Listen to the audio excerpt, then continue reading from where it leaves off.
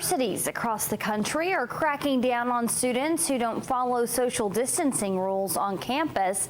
Here in Chattanooga, UTC says if they don't social distance, students could be punished. But some students say staying apart is really difficult. Stephanie LaChance joins us live to explain why one medical expert says this rule may actually hurt the students. Stephanie, good evening.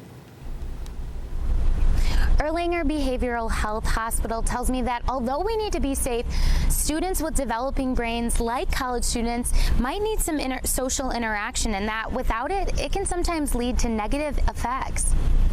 This past summer has been kind of sad, not being able to, I'm really extroverted, so not being able to talk to as many people has really been unfortunate. Students like Amber say it's been hard this past summer, spending most time alone. And Eve Knight, the community liaison for ERLANGER Behavioral Health Hospital, says that students need the interaction because their brain is not fully developed.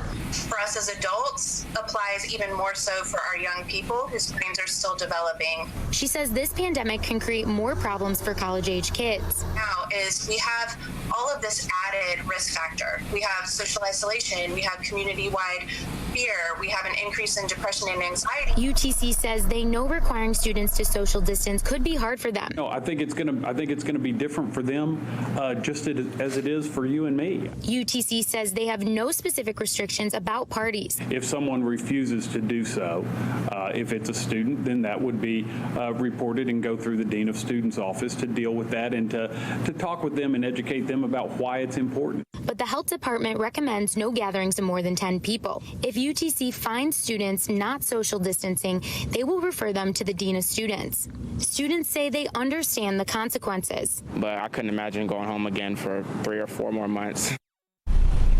UTC is enforcing masks all across campus, and they told me that if they find students not social distancing, they're going to refer them to the Dean of Students. Reporting live in Chattanooga, I'm Stephanie LaChance, News Channel 9.